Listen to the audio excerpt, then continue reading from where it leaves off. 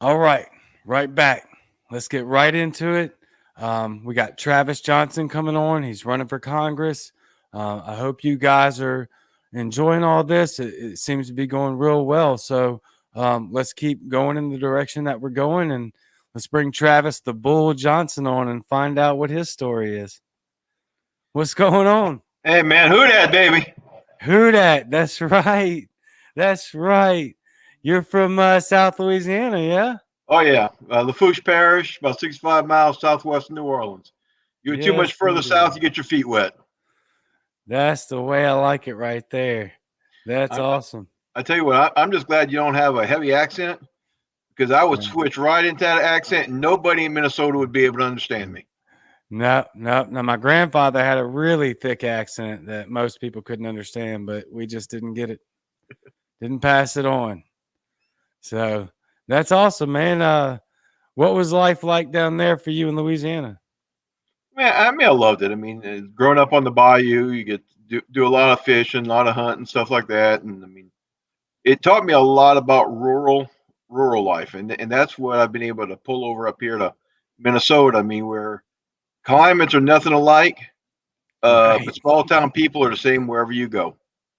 I Yeah. mean, the same things are important to the people in western Minnesota as was in Louisiana. I mean, instead of oil field, I mean they're big farmers here. Okay, instead of some of the fishing, I mean it's more hunting based. I can't say that there's 10,000 lakes here. It's a lot of fishing, but dang it, it ain't a Wow. redfish, it ain't speckled trout. Okay, Right, right, right, right. you got Yeah, you yeah. got Fish. pike and walleye up here.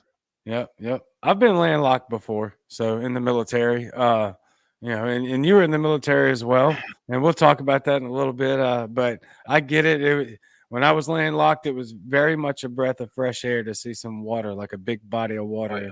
and just an opportunity to go fishing at any moment is Mhm. awesome. So, but I got to ask you this though: what's up with the name Bull? Man, okay, this is gonna go back to my army stuff that we're gonna talk about shortly. But when I was in the army in Nuremberg, Germany, me and a couple of buddy of mine actually played American football on a German team, First Buffaloes. A buddy of mine was running back, and at that time I was a hell of a lot lighter than I am now, and I played linebacker, and I just always had his number. I mean, every time he'd go back to the huddle, you could hear him screaming, "God dang it! It's somebody stop it! It's like a bull rushing down at me." And since then, I mean, that's he gave me Joey Rowland was his name. He gave me that nickname, and it's just kind of stuck since then.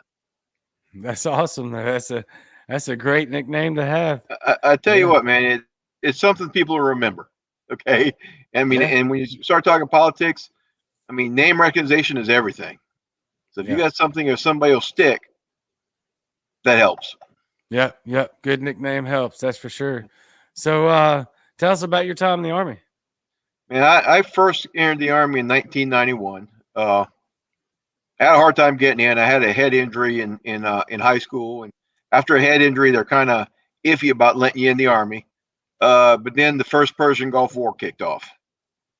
When a war starts kicking off, they stop being so picky. Hmm. Uh, so I was able to get through the physical, get in there. Uh, First duty station again was Nuremberg, Germany. Uh, what kind of sucked was when I came in, it was supposed to be high speed. I mean, high speed, low drag. I was supposed to go psychological operations. Oh Got hurt wow. in jump school. Reclassified with the needs of the army. So they asked me for 5 jobs I wanted to go into, and I picked like a military intelligence, MPs, cool stuff like that. Went in to say, okay, where am I going? They're like, well, you leave for Benjamin Harrison on Monday. I'm like, wait a minute. MPs are Fort McClellan. MI is Fort Huachuca. What in the hell is in Fort Ben Harrison? Finance. Uh, So I mean, you go from being uh, trying to be psyops to payroll basically. But you know what? It was a great opportunity. I mean, yeah. first duty station was in Germany where I met my wife. Uh, After about 4 months, we got married of knowing her. Wow. And this year we're going to have our 28th wedding anniversary. Ah, that's Uh, awesome.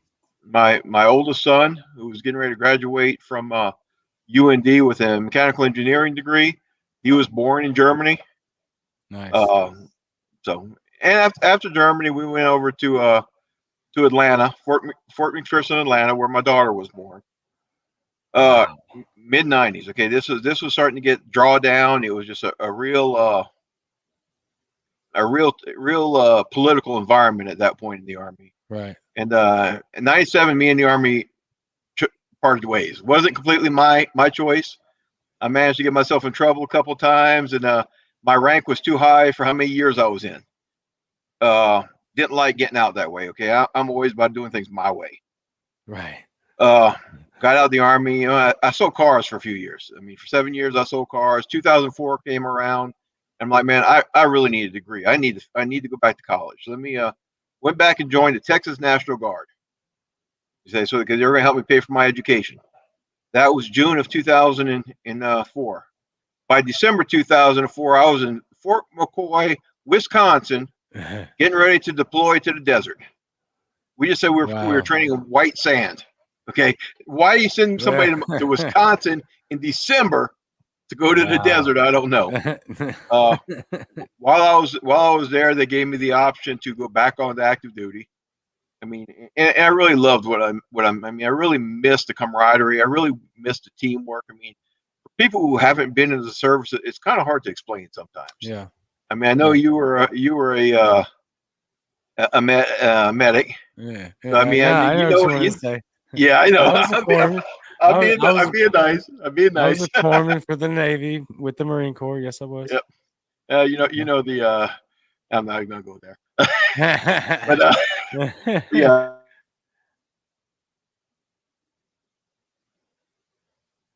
Did I lose you? So I went from Kuwait at that point to Fort Carson, Colorado. Deployed at Fort Carson to Iraq for a little while. Got medevaced out because of a heart issue. Wow. Ended up at Brooks Army Hospital in San Antonio, where they basically said, "Dude, you're done. You never do anything more stressful the rest of your life than bowling." And I said, "Man, I call it bullshit. I ain't going out this way." Right. Fought them. Ended up staying and beat the medical board. Stayed in. So went from there to Lisbon, Portugal, where I had a 3-year assignment with NATO. From there, I went to Korea for 3 years in Korea. I went to DC for a year for training, and then on to Amman, Jordan, working in the U.S. Embassy in a defense attaché office. I say I've been everywhere, and it's great because it gives me a lot of experiences to draw upon. Yeah, and just for everybody kind of coming in, a little circle back, Saki, he wound up doing 2 relationships with the U.S. Army, so I thought that was very interesting. Did some time with them, and then got out, and then decided to rejoin again. So did a few tours. Well, again, to me, it was going out of my way, and I'm very stubborn. Okay. Yeah. It seems to be the trend among libertarians. No, we have to be. Okay. You know what? I mean, we don't do things the easy way. No. If we did these things the easy way, we'd be Democrats and Republicans. Yeah, exactly. But yeah, it was a great experience. I retired in 2018. My wife was from Minnesota, and when we started getting ready to retire, her parents kind of said, "Hey, if y'all retire up here to Minnesota, we're going to go ahead and give you your share of the inheritance, 40 acres to come back and settle and retire on." I thought about it. I mean, I was like, oh, 35 degree below with the wind chill on a mild winter, 40 acres. And you know what? I haven't looked back since. I mean, got here, and there's mornings where I'm going out there to feed or water animals in 30 degree below, and I'm wondering what the frick was I thinking. Yeah. But I love it up here. I mean, the people are great. Rural Minnesota is a special place. And I mean, I get to some of my buddies in the Army say, "Man, I'm living the dream." Yeah. And I've got pigs, I've got goats, I've got cattle. Yeah. It gives me a chance to be self-sufficient. That's the thing with libertarian too. We don't want to depend on anybody. I mean, it's right. Self-responsibility. Okay. That's right. So I mean, to me, it was an ideal situation. I mean, once we got here to Minnesota, I actually adopted my third daughter, who's She was 16 when we adopted her. She had been in the system for a couple of years, and she graduates high school this year. Uh, when we made that choice to do the adoption, it was something we thought about. It was, I like to say it was because I wasn't done serving. I wanted to serve some more. Right. But if I'm honest with myself, it was because I was gone so much when my kids were growing up. I think part of this was my second chance. Yeah. I mean, it was my opportunity to be there, and I mean, and it's worked out real well. I mean, there's me and my daughter get along. I mean, fantastic. We're peas in the pod, unfortunately. Yeah. I mean, she's just as stubborn as I am. Uh, Yeah. but it's one of those things I look back on and have to say it was probably one of the better decisions I've ever made. Yeah. Yeah. Talk about going through that, because that is a very rigorous procedure, is it not? You know what I mean? And I tell people this and they think I'm joking, but I'm not. It was easier for me to get a top secret SCI clearance in the Army than it was for me to pass the background check to be foster parent and adoptive parent. I mean, it was crazy. Okay, I mean, just the hoops you have to go through. I mean, and we had a couple stops and starts when we were looking at different kids, because a lot of times these people want to find the perfect match, and they pass up on good matches. So these kids stay stuck in the system because the caseworkers want to find perfect matches rather than good matches. I mean, and I like to say it's better for them to have a good forever family than no forever family. Uh, Absolutely. I mean, it's frustrating. I mean, you get situations where sometimes a foster parent, I mean, they're getting paid for the time the kids are in there with them. Sometimes they'll sabotage something, or I mean, it's not fair what they do to these kids. Uh, Right. Exactly. I mean, it's frustrating. I mean, it frustrates my daughter to no extent because she was real active in trying to get laws changed and stuff like that to better the care for the foster kids. Right. And I'm real proud about her for all that. I mean, that's something she takes a lot of pride in, and I mean, I tried to get involved in it a little bit, but she's like, nope, this is mine. You got That's your awesome. stuff. This is mine. Okay. Yes, Yeah. yes, dear. Yeah. Yeah. Ownership is great though. But I want to pull this comment up by Kenneth, because he's feeling what I'm wanting to ask you anyway. Is that basically, is there anything that you can do, or not necessarily do, but any hints that you can tell us, any advice that you can give us on some of what Kenneth is talking about here? Anything that could help maybe ease somebody trying to adopt or foster? I mean, on the libertarian side, the problem I'm running into is I'm running for federal office. Most of this is state regulated. So it's hard. It's going to be hard to get rid of some of that bureaucracy Right. from where I'm at. Is there ways to do it? By all means. I mean, as I said, the some of the issues we ran into is one. To give you an example, one of the kids that we had looked at adopting at one time was African American. Right. And you know what? He wanted to live on a farm. He wanted to be rural. I mean, it looked like a great match. And his caseworker came back and basically said, "No, you're too white, and you live in too white of an area. He won't be able to get his culture." Wow. And that was basically where that one ended. And it was kind of like, wait a minute. I mean, this kid wants to live in rural America. He wants to work. Loves animals. He wants to be on a farm. This is all stuff that we were just checking off the boxes on. And and I had talked to, and I knew this was going to be concerns there. So I mean, I had talked to a bunch of Army buddies of mine, my old commander, uh, who was black, and set up so they would be willing to help mentor him as well as help me through any cultural hurdles we came to. I mean, Yeah. So so everything is so we were trying to address these. I mean, because they're legitimate issues.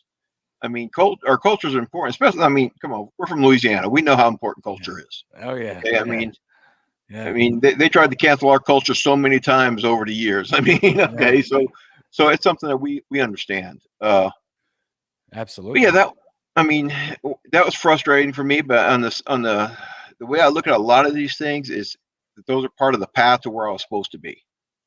Yeah. If they wouldn't have said no to there, we'd have never met my daughter. Who, as I said, I mean, to me, that's been one of a perfect environment. That's I'm one of these guys. I look back and about some of the things I've done in my life and some of the screw ups I've made, and I can't say I would change them because that's what brought me to where I'm at today. Right. I mean, those hardships we suffer is what builds up our mental resiliency. Yeah, absolutely. Perseverance builds character. There's no doubt about it. And you have to have trials to have perseverance. So, yeah, I mean I mean, I that's wish I just could answer crazy his. though.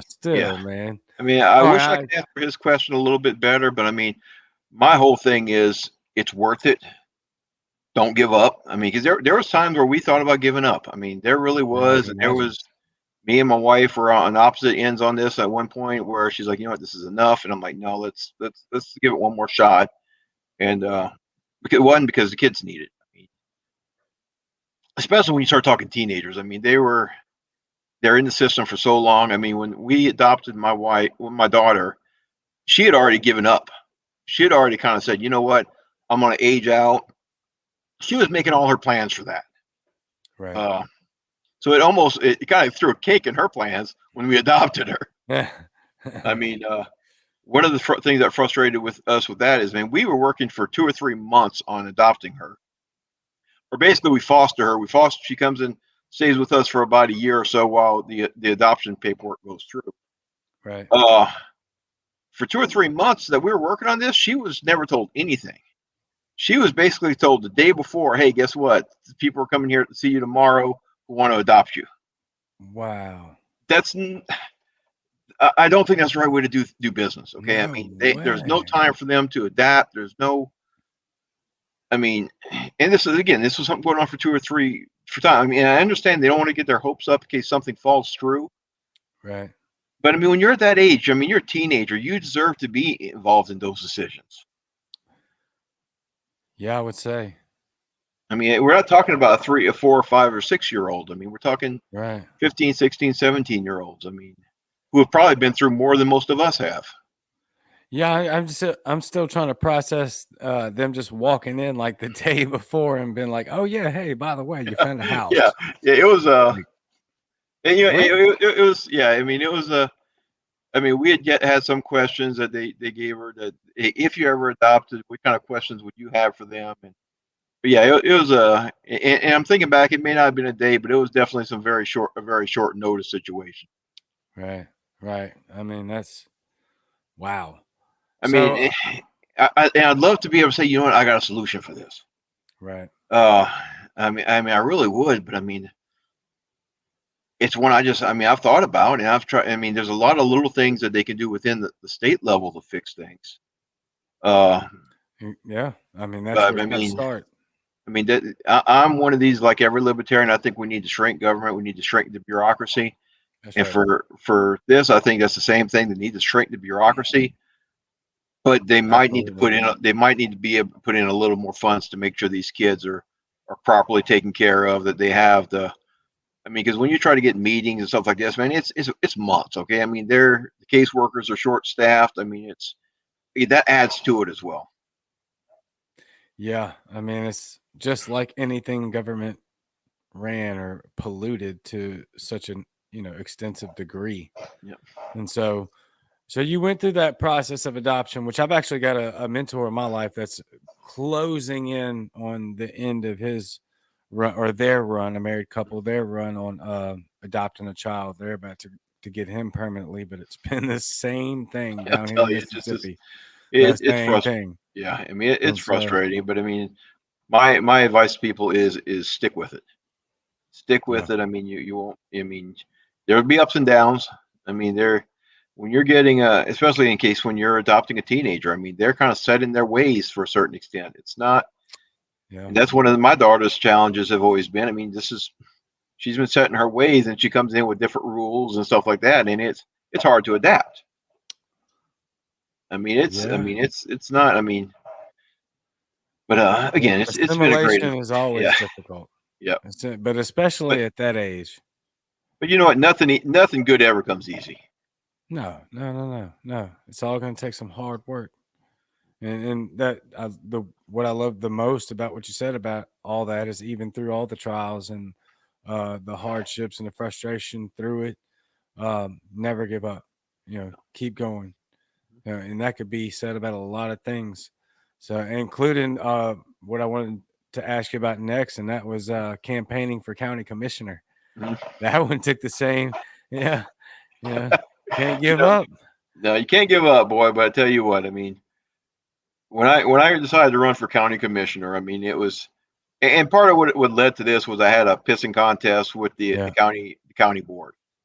They wanted 100 for I was building a barn on my property. They wanted 150 feet from the middle of that road as a set aside. And I'm like, okay, why? This doesn't make any sense. So I scheduled to go in and talk to the county commissioners, to the board, and say, hey, somebody explain to me why y'all need this. And they're like, well, that's just the way it's always been. That was the wrong answer. Okay. Right. So I'm over here trying to fight them on. I'm like, hey, you know what? It goes through a different committee, a zoning committee. So whose signatures are on it? Yours. You explain it to me. Uh, and then one of them finally came up with well, we might want to expand that road later. This is a dirt road. I mean, a gravel road. Okay. I mean, it's already pretty freaking wide. If trucks do go by it, I mean, what are you going to expand it to? A 4-lane highway? Yeah. I mean, it's one of those things that just, it frustrated me to no end, because I mean, if you came up here and you gave me a legitimate reason why you needed it, why I can't use 150, 100 something feet of my property, Yep. then I'd be okay. Then okay, that's all I wanted. Yep. But no, they couldn't. I mean, and then they gave me a little, hey, you can get around it this way, or you can get around it that way, and I'm like, no. So that's what we kind of lit the fire under my rear end to say, you know what, I'm gonna go here and I'm gonna push with these guys. That's I'm right. gonna show them I'm for real. And the guy I ran against, Jerry Jacobson. I mean, in fairness to Jerry, I mean, he's a good guy. I mean, he's a local. He's probably about 65, 70 years old. He's been in that chair for 20 years. I mean, he was in for a while, got out, came back. I mean, but I mean, he's a local boy. And as we said, I moved here in 2018. Right. You're going to get some big fish in a small pond. Yep. Middle of COVID, you can't go door knocking. You can't really campaign like a traditional campaign would work. I mean, it Right. was down to Facebook ads and newspaper ads. I mean, that was a majority of it. I mean, we had one town hall type meeting with all the candidates going for every office locally, uh, which was a little shorter than I would like, because it's hard to differentiate yourself on that. It's a nonpartisan office, so you can't even go, hey, I'm a libertarian, so at least you know what I stand for. I mean, but that is what we ran. That is what I ran on, is basically reducing the permitting. I mean, because for a lot of people I talk to, I said, man, a lot of people have started businesses the next county over because the permit stuff was so difficult here. They bought farms, one county. I mean, they bought land the county over, just again because they didn't have to deal with a lot of the permitting issues. Yeah. We have some of that here too, near Jackson. I mean, it's so frustrating. I mean, this is rural Minnesota, but you're making it a lot harder. You're making it a lot harder than it had to be. You're like, well, why don't you just move it further back? Because I don't want to. There's a reason I was putting it here.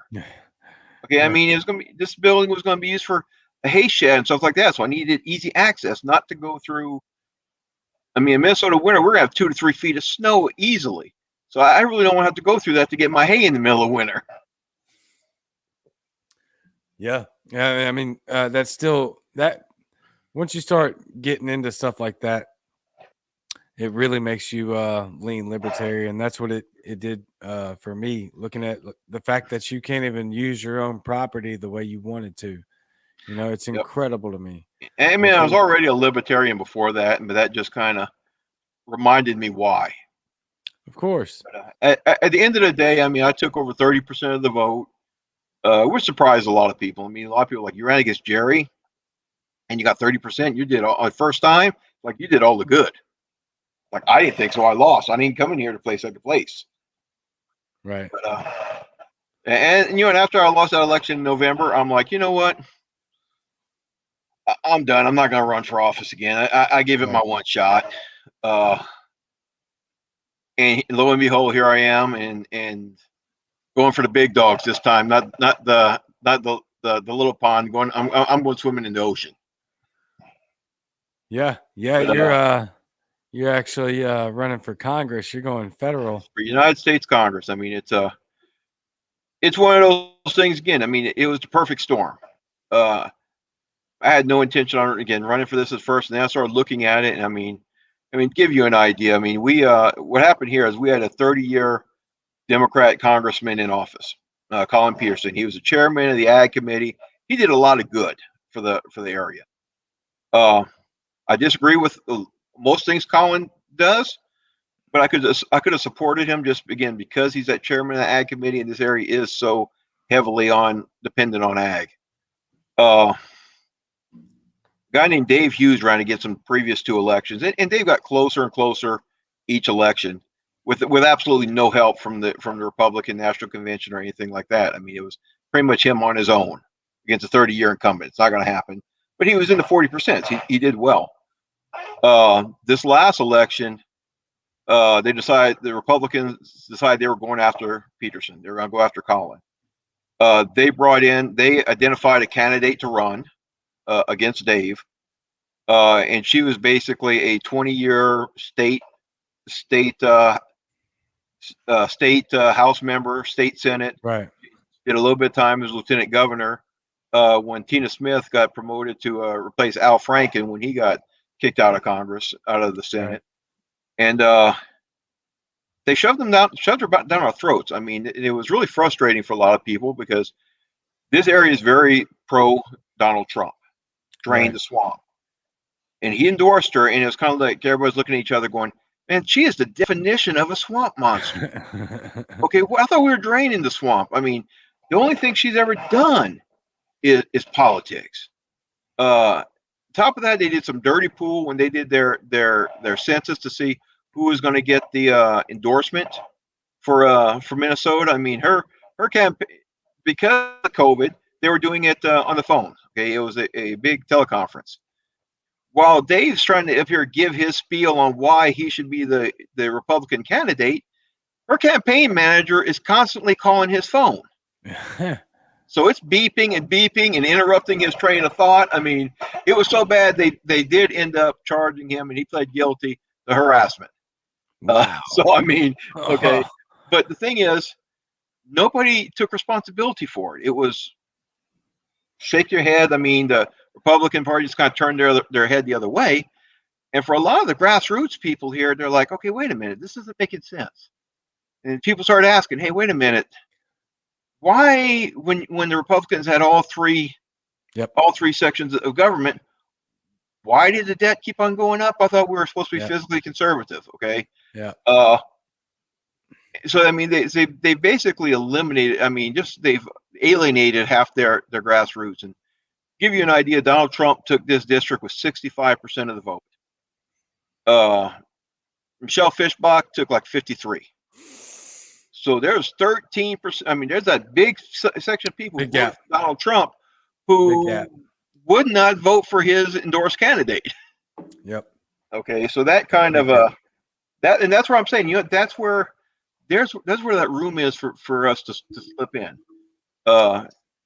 And that's what one of the things we're looking at. I mean, she's just there. She doesn't have, people here don't have. I mean, I go to town and say, hey, I'm running for Congress in 2022. The response I get against Fischbach, yeah, you got my vote. They don't even ask what party I'm from. They don't ask what anything. I mean, it's like, okay, no, if you're running against her, I'm voting for you. I mean, she campaigned on two things: being pro-life and having Trump's endorsement. That's it. You ask people what she stood for, or what she meant, or what she was running on, and people's like, she's not a Republican, she's not a Democrat. Yeah, exactly. Okay, that's I mean, because we have a Democratic governor who has really been. I mean, we call him Tyrant Timmy, because he has been locking down. He's been closing down businesses with these mask mandates and restaurants. It took forever to reopen. I mean, me and Kenneth talked about Sunday lockdown Holcomb, and now we got Tyrant Timmy.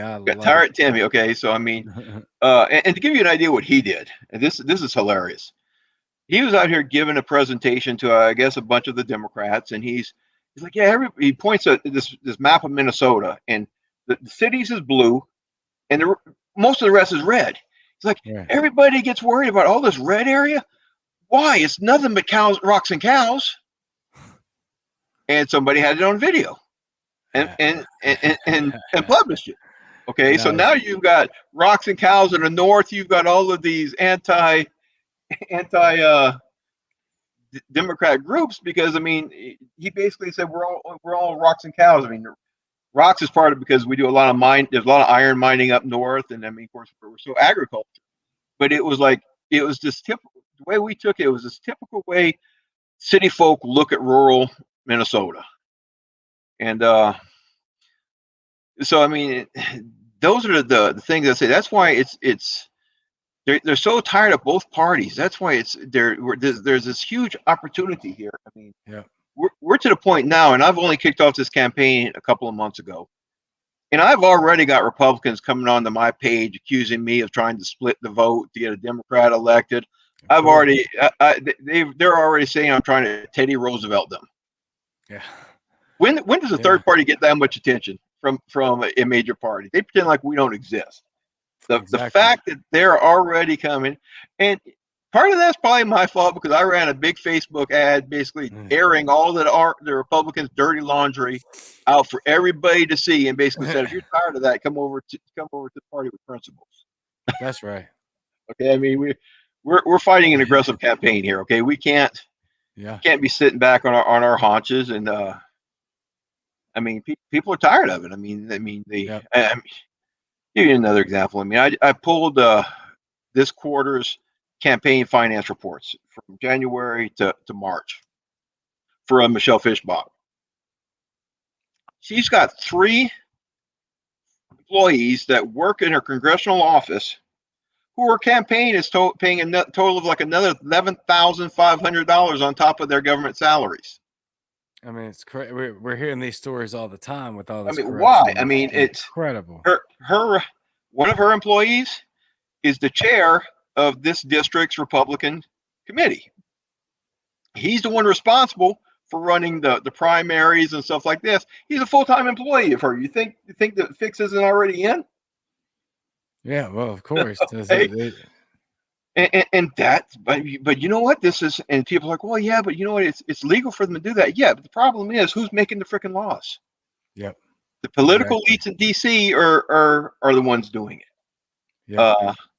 Does this make sense to me, or does this make sense to you? I mean, is that ethical to you? Is that ethical to me? Those saying it's just because you can do something, don't mean you should.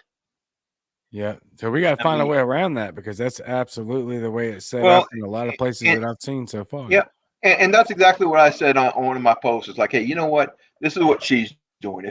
If I'm elected, my people aren't going to be working on campaign stuff. We're going to be working on how to shrink government and give you all your freedoms. Okay, if they're a government employee, that's what they need to be working on. That's what we're running on. That's where their focus needs to be, not setting me up a meeting where, I mean, this is another thing with one of hers. Most of her engagements are either at like Republican county conferences or conservative conferences. I mean, she doesn't have town halls with everybody. It's always with a controlled audience. Right. I crashed a party a while back when that they ran for a local conservative group. They couldn't call it a Republican. They had to call it conservative because they were using, I believe, because of the property they were using. So hey, you know what? I am constitutionally conservative. I qualify. I went in there, and the moderator was her chief of staff. Oh, of course. She had her own chief of staff just to try to protect her. And I mean, apparently didn't do a very good job, because I talk louder than everybody else. My questions got asked one way or the other. And by the time we were done, she stormed off. So I don't know if that had anything to do with my last question, but she left after my last question. Let's just leave it at that. That's hilarious. When was that? How long ago was that? This was about a month ago.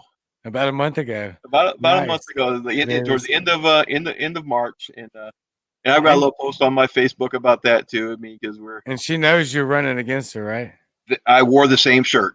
Absolutely. I wore their shirts. They knew who it was. Yes. I had Yes. magnets all over my car in the parking lot. They Yes. knew I was in the house. Okay, I was not sneaking up on anybody because I'm gonna come up and I'm gonna slap you across the face. Okay, I'm not playing and I mean, because we get in their head. I mean, again, I mean, they're. She's only been in office for a few months now, and she's already getting challenged. I mean, she's already. I mean, and we're not ugly. I mean, there's questions that legitimate questions Right. that need to be asked. I mean, Right. one of the questions I have, the last question I asked her that got her all upset is that, hey, where is your loyalty? Is it to the party or is it to your constituents?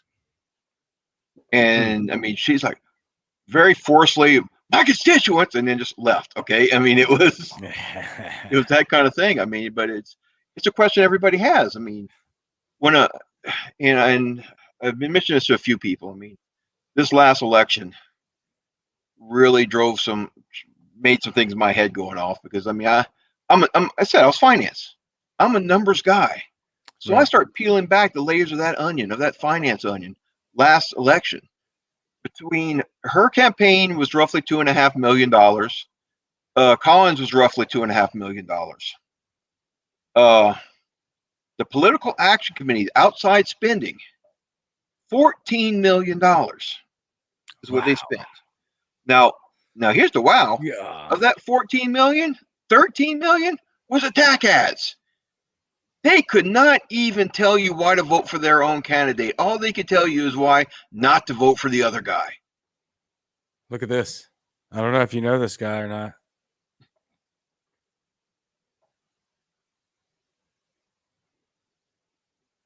I mean, you and I don't know John, but I hope to very soon now. Well, now that's I tell awesome. you That's what, I what mean, you want, right? You that, don't know him, and he knows you, and you're gaining support. This is what we're talking about. and that's it. I mean, and that's what scares them. Thank you, John. Thank you, thank you very much. It makes me feel a lot better because there are times when you look at those numbers, you look at the amount of money they spend, and it gets intimidating. I mean, you look at the money they Very spend for much. attack ads. I mean, that's one of the reasons why we're running all these meet and greets we're running. This is the reason why we're trying to set up door to doors as soon as we can because attack ads don't work when people know you, when people understand you.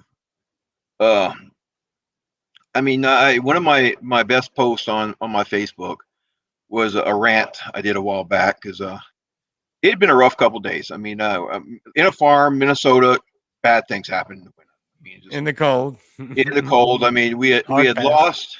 lost a baby goat, and I didn't know why. It was very frustrating. Yeah. I looked at the cameras over where my pigs are, and one night there's a baby, couple day old pig in the water trough. I mean, I jump in my car and I go as fast as I can to 10 miles to my farm and get this baby pig warmed up, do everything we can to save him. And it took 3 hours or so, but you know what? We pulled him through. Nice. But I stopped and thinking about it, man. So, I mean, you know what? If these guys in DC had to do more of this shit, maybe they would be a little more humble. Ain't that the I mean, truth? when you're raising animals in Minnesota, I tell you what, it teaches you how to be humble in a hurry. Because there are some Yeah. things you just don't have any control over. I mean, and it's the thoughts going through my mind is, you know what, if these guys were stuck running a beet truck for 12-hour days for 2 or 3 weeks during the beet harvest, they would probably have a little more appreciation for what rural Minnesota is. I mean, it's stuff like that. If they were out at 3 or 4 o'clock in the morning as a plow driver trying to clear the snow off the freaking roads so everybody else can get to work. Yeah. Yeah. I mean, it just. I you mean, could if you were a farmer who rain's coming and you're going 24-hour operations just trying to save your freaking crops before it gets wet and your tractor's bogged down. I mean, these are stuff you have no control over. Okay, I mean, that teaches you to be humble. Yeah, And and look, you could pick jobs out from every region of the country yeah, and you could put them in, and that's exactly the case, and that's part of the problem. I mean, these guys don't understand that. No, I mean, they're they've gotten so used to their elite lifestyle, which I mean, lobbyists paying all this money to bring them to lunch and this and that. I mean, it's just, and that's one of my frustrations with Michelle Fishbach. I mean, the time she spent in in office. I mean, she's her whole life she's been a politician. Yeah. What does she? I mean, I looked to see if she had any other jobs. I couldn't find any. I know she's got a law degree, which also doesn't put her in very good standing in Western Minnesota. But I mean, it's like, come on. I mean, it's just you guys just don't understand us. I mean, that's me and Dave Hughes. Me and Dave Hughes have had some disagreements. I mean, he was a Republican who ran. But the thing is, Dave understood Western Minnesota. Right. He understood farm policy. He understood ag policy.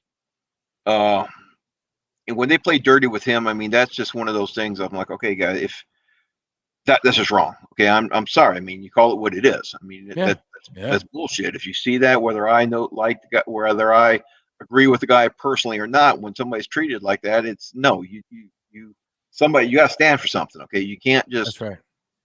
I mean, and the fact that we know they've done that for him is kind of why my gloves are starting off, because I'm not going to assume they're going to play nice or fair with me at all. They're going to do everything I can. I mean, we got to collect over 1,000 signatures within 2 weeks to be able to get on the ballot. And I guarantee the Republicans and the Democrats both will have lawyers out of the ass at the Secretary of State's office trying to disqualify as many signatures as possible. Keep me off the ballot. When do you have to have that done by? That's not until, again, I'm running in 2022, so this isn't until May of 2022. That's what I'm looking for. I'm going to stop you right there. Okay. Because this is what we're talking about, though.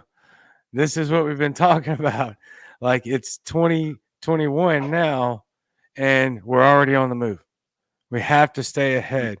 We have to be ahead. This guy's already putting in a bunch of work, and he's already got a bunch of support because he's way ahead of the game, and people like what we have to say. We have to get out there and say it. Sorry, go ahead, Travis. No, we got to. I mean, we're starting from the third position. Okay, we have to play catch up to a certain extent. And we can't play their game by their rules. That's right. Okay, we have to invent our game. I mean, I get told all the time, well, you shouldn't talk about this because it's controversial. You know what? And people deserve to know where I stand. You know what? They're not going to agree with me. They're not going to agree with me on everything, but I think most people are going to agree with me more than they're going to disagree. So I'm not this guy of, these are my 3 bullet points. These are the only things I stick to. And if another question is asked, I steer back to these bullet points. No, I mean, the people deserve better than that. I mean, absolutely. To a certain extent, I run a non-traditional campaign, so to speak. How many politicians do you have with the beard? I think we have more beards in Congress. We'd be better off. Okay. Yeah. I mean, it's just. I'm gonna have to agree with that. I mean, that's just my whole thing. Is when you look at me, what you see is what you get. Okay, I'm not perfect. I mean, that's one of the things basically I love about the Libertarian Party is, I mean, we don't expect we like to say that nobody's a real libertarian, but I mean, we know we're not perfect. We know people aren't perfect. I mean, that's one of the reasons it's like, you know, people make their own decisions.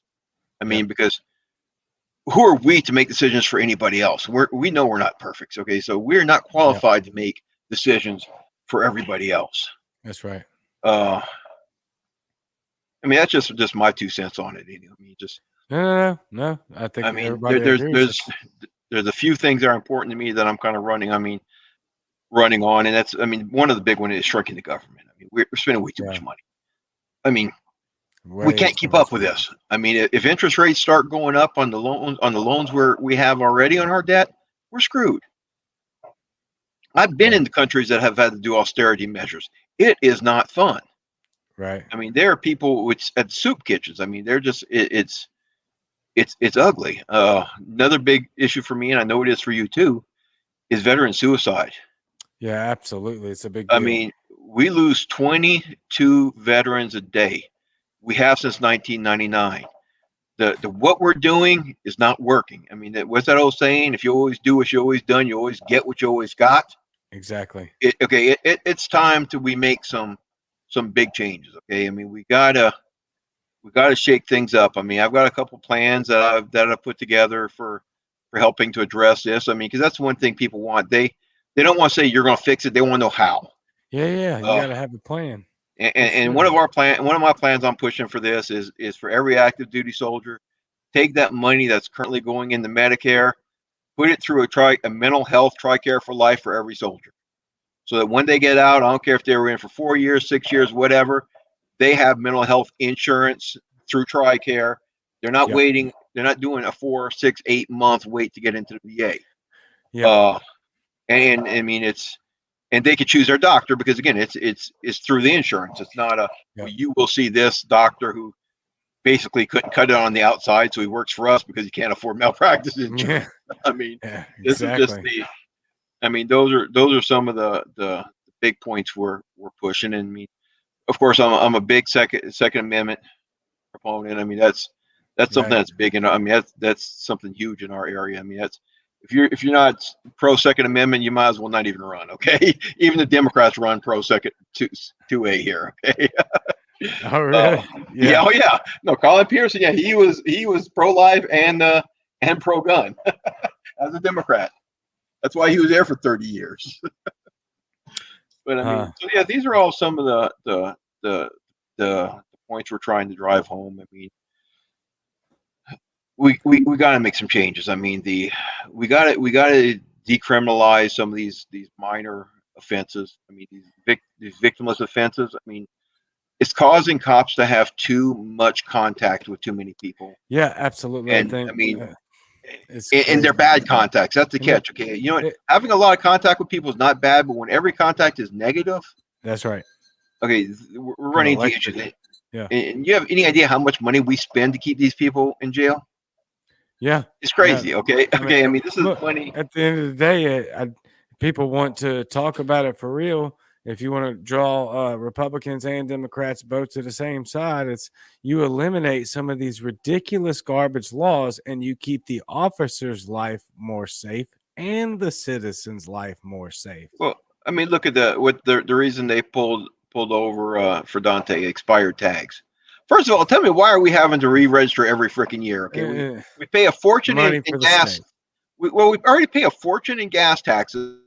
We already pay a huge amount of sales tax. Why do you really need us to re-register our car every year? Now, Louisiana, I kind of understood it, because Louisiana, you actually need to get them inspected. Right. Or at least you did at the time I lived there. I don't know if it's still that way or not. You still have to in Louisiana. Minnesota, you don't. In Mississippi. Yeah, you got to in Mississippi. Minnesota, you don't. So again, why are you having to re-register every year, except the fact that it gives police another opportunity to go, do I smell marijuana in here? Let me search your vehicle. Okay, yeah, it's just revenue. It's all it is. I mean, it is. I mean, and the thing is, people need to realize, and this is what frustrates me so much, 99% of our cops are great. In the rural environment, these guys live here. Okay, these are our neighbors. We don't have a lot of the issues that they have with the police in the inner cities. I mean, we got some, great cops, but you know what? Everybody who wears that badge gets lumped together when you have one Yahoo. Yeah, of course. I'm trying to come to terms with that, because I got a lot of bitterness towards police. So I'm trying to deal with that for my own soul health. But something that's helping me do that is looking at people as individuals and not, fighting that natural gravitation towards collectivism that is so toxic and cancerous. So. And Kenneth, I 100% agree with you. We need to end qualified immunity. Immediately. Part of the issue we run into with that is the way the police unions are painting it. When I crashed that conservative party, there was a young lady there who, that was one of her questions she asked, is because her husband is a law enforcement officer, and the union told them that with any qualified immunity, we're trying to set it so we can go after their families if somebody messes up. That's the way they're painting it. It's not about going after the cop who makes a mistake. It's about going after their families. That's the way that the union was playing it. Right. I mean, and there's other ways around. I mean, you can require them to get the equivalent of malpractice insurance. I mean, if you do that and they mess up a couple times, guess what? The problem's going to weed itself out, because they're not going to be able to afford it. Exactly. So, you got about a year and a half or so, give or take a bit, before the actual election. Sure. when do you have to be qualified to get on the ballot? May of next year. I mean, I said they give us 2 May of weeks. 2022. They give us 2 weeks, and guess what? Just to make it even more challenging, they throw it over to Memorial Day weekend. Awesome. So Okay. how do we get the word out? How do we tell people about you? We obviously, for everybody here, share this video, get it out there. It doesn't take much to hit the share button, but for the more grassroots and boots on the ground type situation, how do we get your name out there? I mean, there's a couple ways. I mean, again, one of the big one is sharing our Facebook. Okay, that has gotten to be the point where when people start trying to figure out if somebody's a viable candidate or not, that's one of the things they look for. Right. Share the Twitter handles. I mean, stuff like that. So again, because that tells people, you know what, this guy's for real. Yeah. If you're willing to volunteer, visit our website, bulljohnsonforcongress.us. There's a place to sign up there. If you can afford to, help donate to our campaign. I mean, as you said, when I'm telling you how much money these guys have raised, we don't need to raise that much, but we do need to stay in the game. And there's 2 ways to do that. One of which is through our website. One of which is through our Facebook page. If you go to our Facebook page and you go to Pay Now, that will bring you to our donation page. Tell me, does that look right to you? It does, but you know what? I'm going to double check because I've been known to make a mistake. And yes, that is correct, sir. All right, very good. Bull Johnson for Congress.us. For Congress.us. Yeah, Bull Johnson for Congress, FOR.US.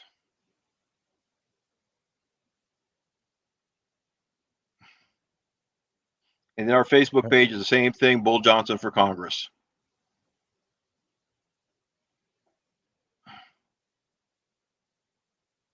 Is that what Kenneth is talking about right there? Yep. I mean, if you go to that web page, and well, let me see it. Pull it up again. I think it's still off.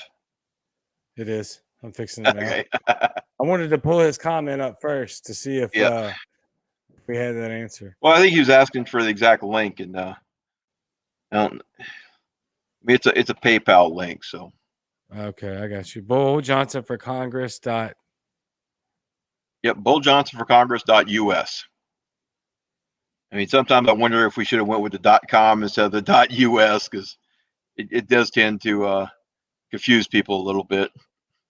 Bull Johnson for Congress. Yes, sir. .us. Pretty easy. Yep. All it is the name for Congress.us. Yep. And people can email us as well. I mean, that's at travisbulljohnsonforcongress@gmail.com. There it is right there. Hit the share button. Get on the website. I mean, any help is, again, greatly appreciated because one of the issues we run into in our district is our district is so freaking huge. I mean, it's all of Western Minnesota. Even when we run Facebook ads, which is the primary ads we've been running, you can only do a 50-mile diameter. So to cover my entire district is what runs 8 to 9 to 10 different ads to be able to get all these areas. I mean, it's just, that's incredible. I mean, it's not like these guys in the city who, I mean, their area is so small, they're all within 50 miles. I mean, they have to run one ad. I mean, and can you imagine if we actually had to go out there and actually run newspapers? Whew, son.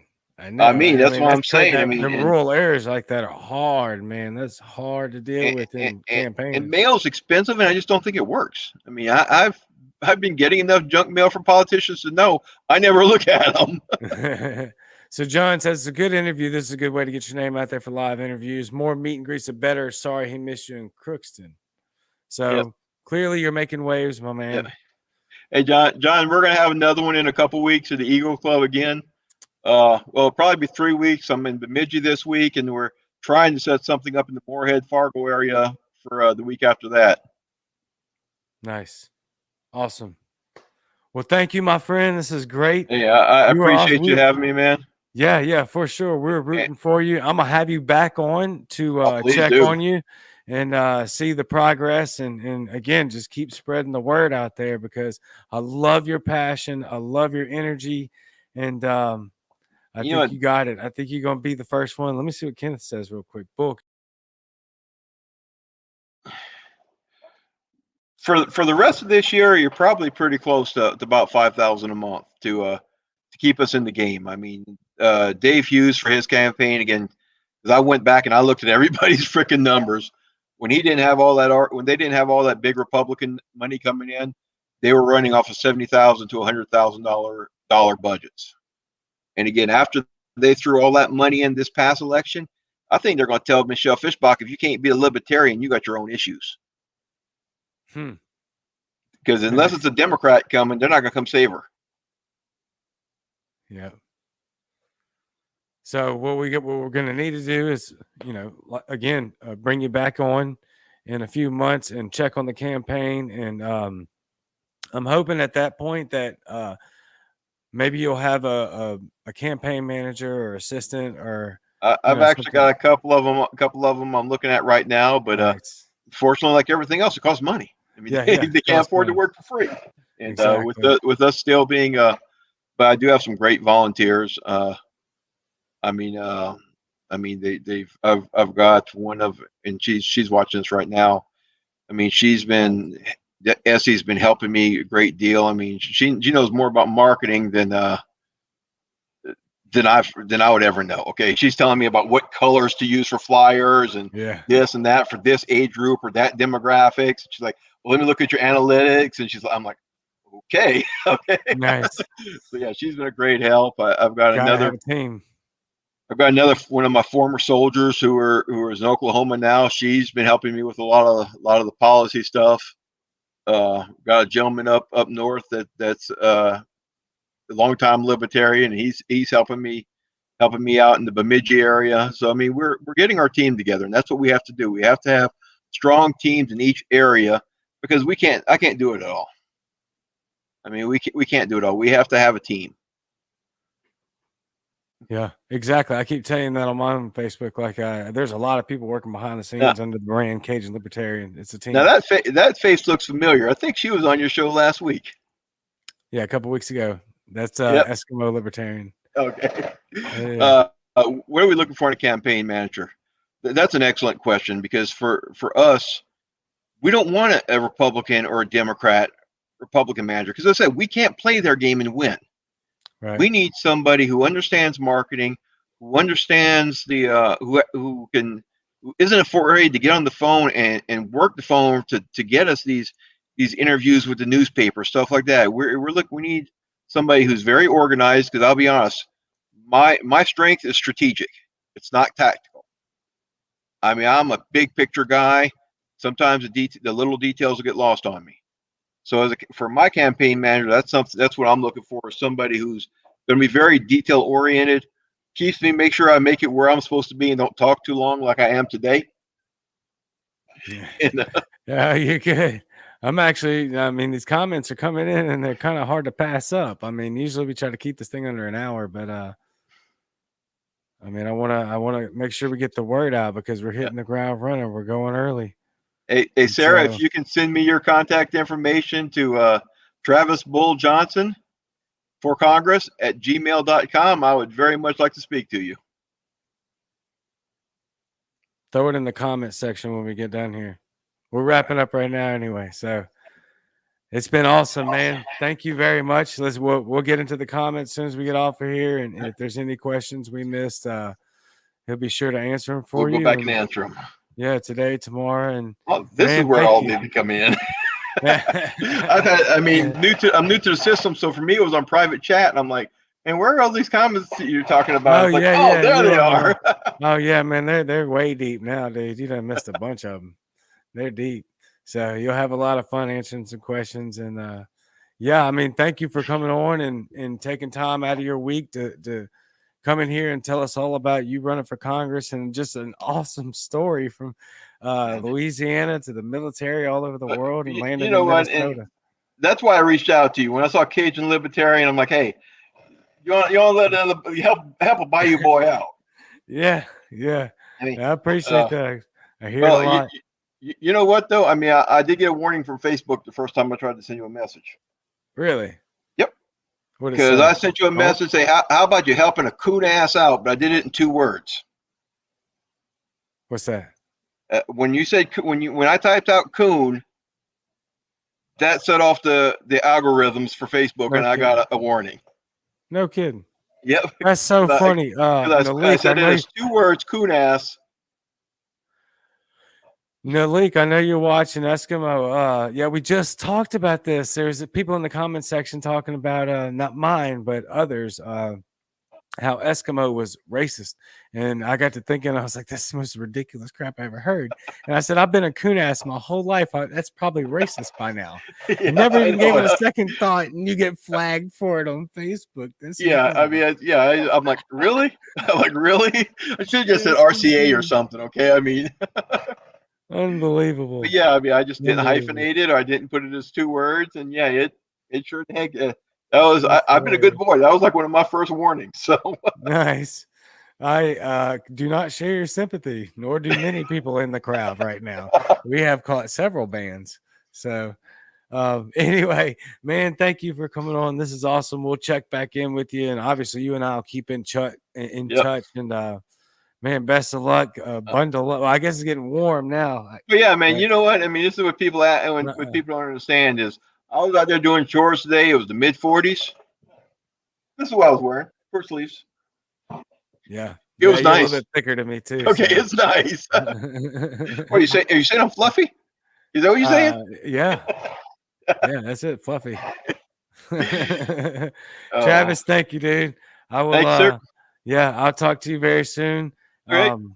Good. Best of luck. We'll keep in touch, man. Thank you. All right. I'm going to try to see about if I can figure out how to answer comments on here. There you go. All right. See you. All right. Travis the Bull Johnson. I mean, awesome story. Essie says he probably had shorts on too. Sounds about right. Great story. Great time running for Congress. Great passion, great fire, great desire, great drive. Do what we can to support him. He's hitting the ground running right out of the gate. It's spring 2021, and this guy's already got his foot on the gas for the election 2022. And I think he honestly has a real shot in becoming the first Libertarian to win a congressional seat, to my knowledge. Anyway, I know Justin Amash, but he was a Republican turned Libertarian, and feel free to correct me if I'm wrong in the comments about the first Libertarian winning a congressional seat, but I believe it will be. I think he's got it. Help him out. Thank y'all for tuning in. It's late on a Wednesday night. That's incredible. We're going to keep it going. I got another one coming in Friday night, which is actually very special to me. So again, with the promo stuff, hit the like and subscribe on the YouTube and the Instagram and the Twitter and all that nonsense. So I'll see y'all very soon. Love you. Thank you very much. See y'all soon.